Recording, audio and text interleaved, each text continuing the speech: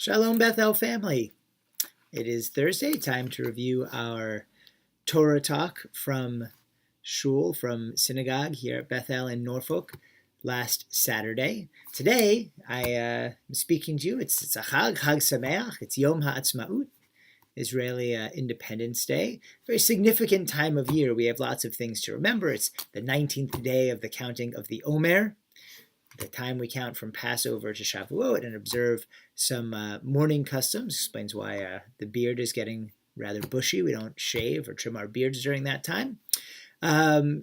Also, of course, there's a number of other holidays, Israeli holidays in between. The day before Yom HaAtzmaut is Yom HaZikaron, Israeli Memorial Day, a very serious day. Everyone in Israel knows somebody who has fallen in defense of that country or is a victim of terror. And last week was Yom HaShoah. And Yom HaShoah is really what we spoke about in Shul last week.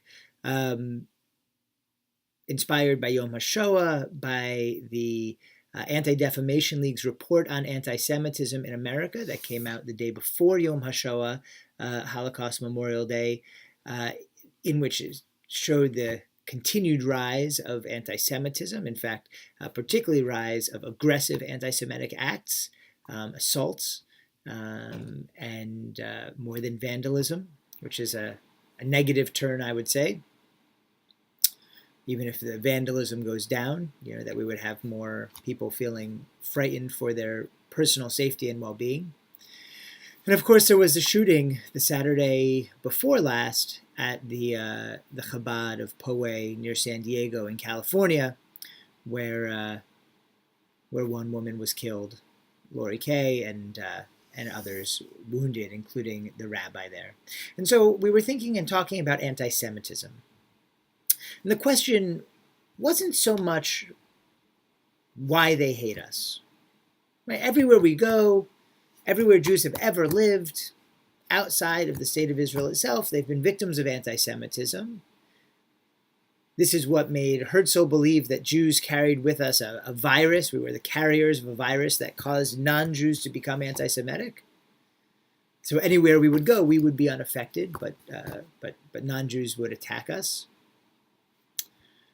The truth is, there's no rationale for anti-Semitism. Right? It appears in the Torah under the reign of Pharaoh without explanation. A new Pharaoh rose and said, this numerous Jewish people, they're going to rise up against us perhaps and be our enemies. But there's no indication the Jews had done anything to make him say that they were anything but loyal servants or slaves. They certainly don't seem to be so willing to revolt. Moses can barely get them to leave the country. There's no rationale. However, what I want to talk about is why we stand out so much. How do these anti-Semites keep finding us? And that comes from the parsha we read last week, Acharei Mot, in the verse, Leviticus 18:3, where it says, "You shall not copy the practices of the land of Egypt where you dwelt, or the land of Canaan to which I am taking you, nor shall you follow their laws." Right? This command of the Torah says that in some ways we are always going to stand out wherever we go. And we know elsewhere it says we should follow the laws of the lands in which we live. Right? The Talmud tells us that. So this isn't saying we should have our own set of laws necessarily, but perhaps, and this is what our conversation in Shul is about, it's talking about customs and culture and ideas and especially morals and ethics.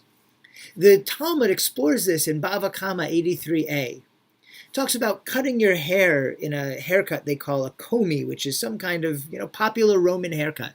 And it says, with regard to one who cuts his hair in the fashion of a komi, a certain haircut favored by the Romans, this is considered one of the ways of the Amorites, a Gentile practice prohibited by the Torah, as indicated in our verse, Leviticus 18:3. Despite this, the sages permitted Avtolmos bar Reuven to cut his hair in this fashion of a komi because he had close ties with the government. Similarly, it says they permitted members of the household of Rabban Gamliel, sort of the ruling household of Rabbinic Judaism, to discuss matters of Greek wisdom, because they had close ties with the government.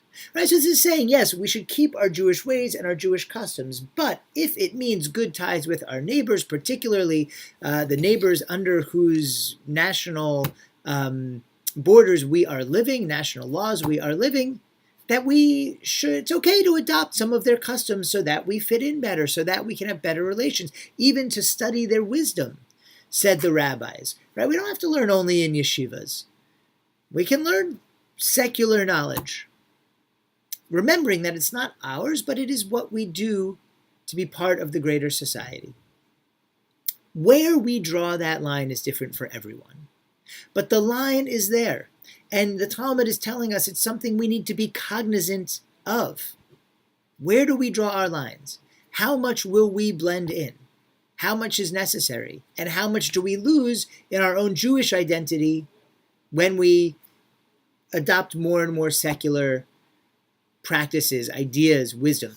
That's a question for us. But the important thing for our conversation about anti-Semitism is that everyone has that line, and most Jewish people will stand out somehow. Now, the Sfat Emet, a Hasidic sage who comments on this, has a slightly different take. He says that what 18.3 is talking about is about moral practices.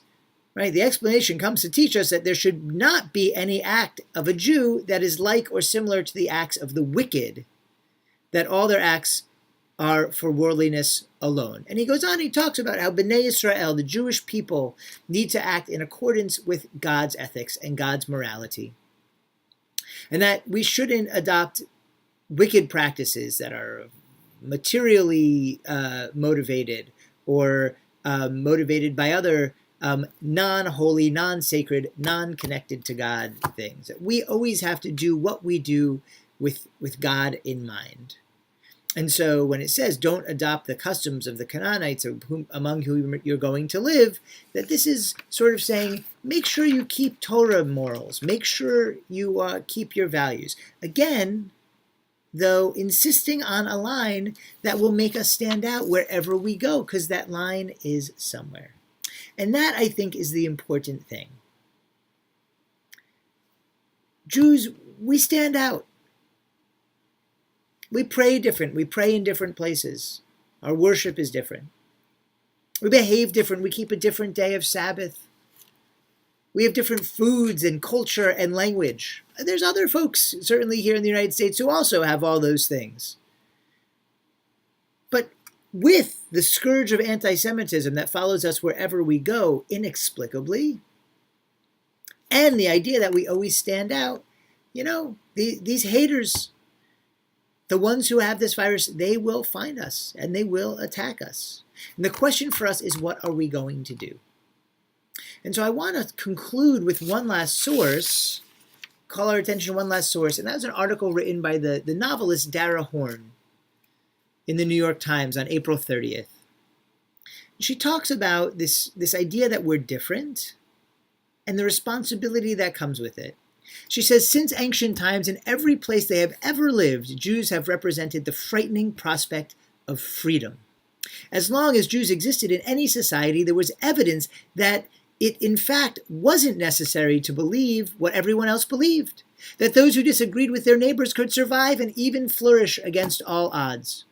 The Jews' continued distinctiveness, despite overwhelming pressure to become like everyone else, demonstrated their enormous effort to cultivate that freedom, devotion to law and story, deep literacy, and an absolute obsessiveness about transmitting those values between generations. The existence of Jews in any society is a reminder that freedom is possible, but only with responsibility, and that freedom without responsibility is no freedom at all. So what is it that Dara is telling us? Right? Dara is telling us that they hate us because we represent the freedom to be different. Right? Where we draw that line of mixing into local custom and not, or laws or ethics or not, makes us stand out. We are a non-conformist religion. We are countercultural every place we have lived. And with that comes responsibility. And I think a responsibility we have always taken seriously. Certainly the Jewish community in the United States takes it seriously. And that responsibility is to keep giving to society. It's why we have so many Jews who are involved in the greater society to great extents, academia and doctors and lawyers and activists and so many places, politics. Jews are trying to help the greater society. Being different does not mean being insular. Being different means a responsibility to be part of that society, to give to that society. Dara talks about how those who hate us are attackers. They don't get that responsibility. They don't want to do the hard work of connection and bridge building and understanding, but we, as a Jewish people, consistently have. And so, what should we do? Look, we could hide. We could try and make sure nobody knows where the Jews are or what we're doing. We could not mix in. We could stay separate. But that's not what the Talmud tells us to do. It's not even what this verse tells us to do. It says remain separate, keep those morals, keep those values and things that make Judaism special and important, but also share those values. Help to make the place where you live a better place for everyone. That is our mission. That is who we are. And the worst thing that could happen from these terrorist attacks and these awful anti-Semites is that we forget that we stop being different. This is who we are. We represent freedom. We represent the best that this United States has to offer. The ability to be different in a responsible way, in a way that contributes back to society to make it better. And while we mourn and grieve for those lost throughout our history, in the Shoah and in Poway and in Israel, victims of terror and soldiers trying to defend the people there, I hope that we can recommit to being who we are.